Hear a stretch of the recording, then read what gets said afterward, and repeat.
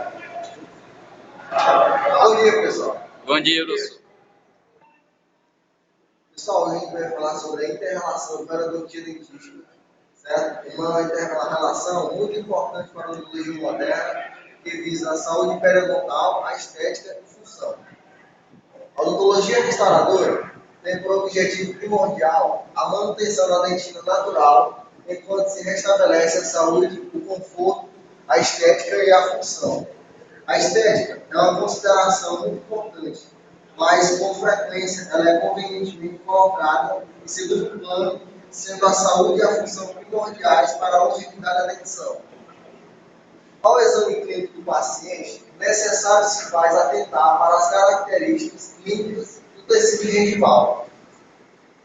Há o consenso de que a gengiva clinicamente sadia caracteriza-se por ser de cor rosa pálido, de consistência firme, contorno ondulado da gengiva marginal, de sorte a descrever uma curva parabólica ao nível do colo dentário, ausência de sangramento, a sondagem, papilas interdentárias firmes, preenchendo os espaços interdentais, podendo ou não apresentar pigmentação melânica.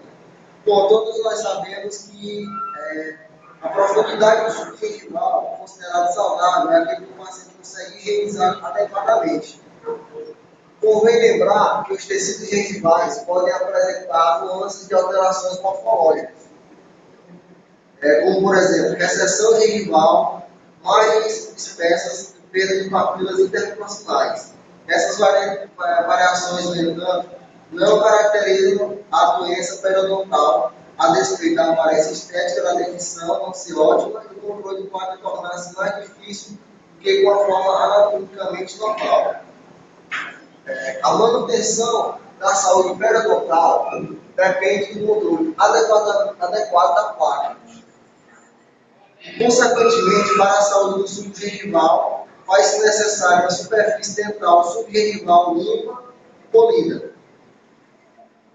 É inquestionável que as condições de saúde do periodonto devam ser restabelecidas antes de qualquer procedimento restaurador. Essa assertativa merece maior atenção, sobretudo naquelas situações intimamente dependentes de inter-relação periodontia dentística, pois, segundo alguns autores, é o nível do periodonto marginal que o campo da periodontia e da dentística restauradora se superpõem. O diagnóstico da doença periodontal é feito através de um apurado exame clínico. A inspeção e a sondagem são peças fundamentais, complementando-se com o exame radiográfico quando necessário. A longevidade das restaurações e a manutenção da saúde dos tecidos é, por última análise, a melhor medida de sucesso de qualquer tratamento restaurador. O descaso do periodonto marginal pode propiciar, com o tempo, condição favorável à instalação de processos destrutivos do periodonto. Ao planejar e confeccionar uma restauração, há que se ter sempre em mente o postulado de Glickman. Tudo que se realiza ao nível da coroa dentária tem, em maior ou menor grau, repercussão no periodonto. Isso porque o dente, segundo Bien, encontra-se suspenso no alvéolo por um sistema ligamentoso de fibras. A placa bacteriana é incontestavelmente o fator etiológico da doença periodontal. Acreditamos que tão ou menos importante que a obtenção de adequadas restaurações do ponto de vista mecânico, estético e biológico é fazer com que o paciente seja capaz de desenvolver um efetivo controle de placa, além de incorporar nos seus hábitos outras medidas preventivas comprovadas como eficazes. Uma restauração deve ser avaliada do ponto de vista do seu contorno, sua anatomia, suas bordas, seus contatos proximais e oclusais e sua função.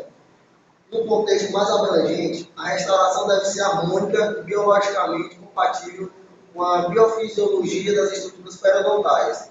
Os contatos interproximais devem ser localizados e mantidos no terço oclusal dos dentes e verticalmente à fossa central. O sobrecontorno causa pressão na área do subgengival, resultando em inflamação marginal e descolamento da gengiva no sentido horizontal.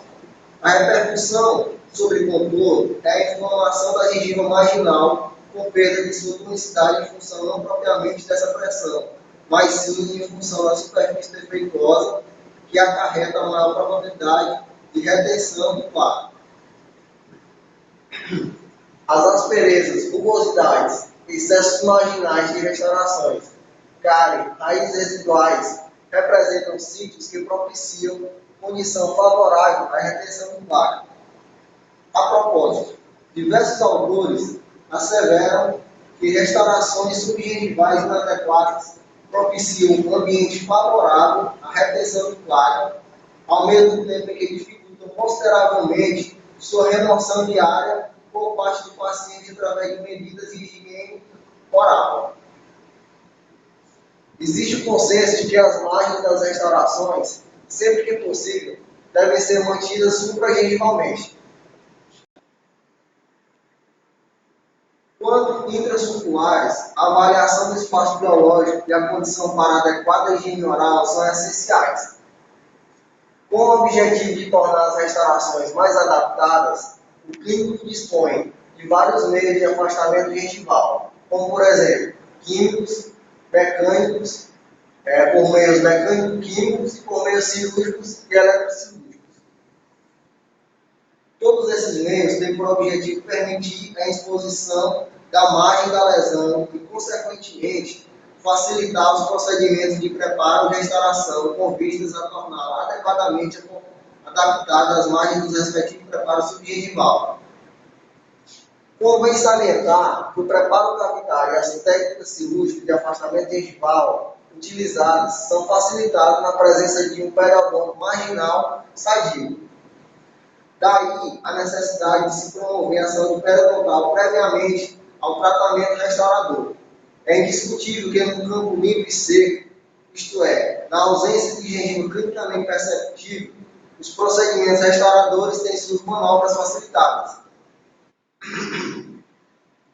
Existem algumas situações em dentística restauradora nas quais se faz necessário uma abordagem cirúrgica periodontal, sobretudo naquelas restaurações que interagem com o subgengival.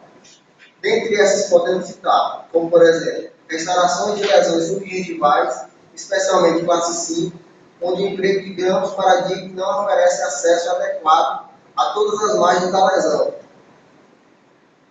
Bom, agora nós vamos falar sobre os procedimentos cirúrgicos periodontais para viabilizar o tratamento restaurador, ou seja, aqueles tratamentos que fazem viabilizar o tratamento restaurador. Bom, a primeira delas é a retração cirúrgica por gengivectomia. O que é essa técnica? Essa técnica consiste na excisão de uma faixa adequada da gengiva.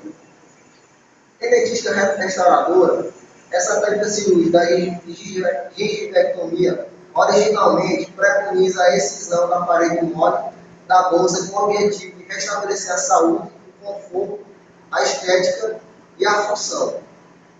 Bom, essa modalidade cirúrgica de tratamento periodontal pode ser empregada naquelas cavidades de cárie, restaurações classe 3, 4 e 5 subgengivais, com o propósito de possibilitar a visualização e acesso à borda cervical do processo carioso da fratura quando a restauração ser submetida eficiente.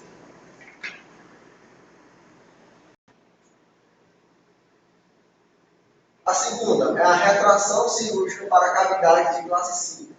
Bom, as lesões de classe 5, como todos nós sabemos, localizam-se frequentemente subgengivalmente, requerendo por parte profissional maior empenho para obter acesso a todas as margens para conseguir um correto preparo da cavidade e adequada restauração. A técnica a ser empregada dependerá de alguns fatores, tais como o dente em questão e superfície, pode ser vestibular ou lingual, na qual a lesão se encontra localizada, presença ou ausência de bolsa periodontal, quantidade e espessura de gengiva inserida, por fim, a invasão ou não do espaço biológico. Bom, a terceira pode ser com o aumento da coroa clínica, né? A presença de cáries subgengivais, fraturas radiculares, perfurações, reabsorções, neuroses excessivamente desgastadas por repetidas substituições de restaurações são problemas comuns. Situações dessa natureza representam muitas vezes um desafio na interação periodontia-dentística, né? A acessibilidade e estética são considerados relacionados diretamente ao tratamento restaurador em si, mas a possibilidade de estar envolvido no espaço biológico passa a ser uma preocupação periodontal. Bom, a próxima pode ser com o limite cervical dos preparos. Né? Sempre que possível, a margem dos preparos, por conseguinte, a borda cervical das restaurações, deverá ser mantida fora do sulco gengival. As bordas cervicais das restaurações executadas com os materiais disponíveis são difíceis de ser acabadas, sem que permaneça um espaço, ainda que microscópico, entre a restauração e o dente. Este espaço constitui-se um repositório para a fim de retenção da placa. Bactérias podem colonizar-se livremente nessa região. Assim sendo, se estas bordas estiverem dentro do sulco, as bactérias aderentes serão retidas contra os tecidos gengivais, causando inflamação crônica que pode progredir até a periodontite. Todos nós sabemos que a margem cervical de um preparo necessita ser estendida subgengivalmente. E é importante que ela não seja colocada mais que 0,5 milímetros dentro do sulco de modo a evitar a invasão do espaço biológico. Bom, pessoal, essa foi a nossa aula sobre inter-relação periodontia-dentista. E muito obrigado.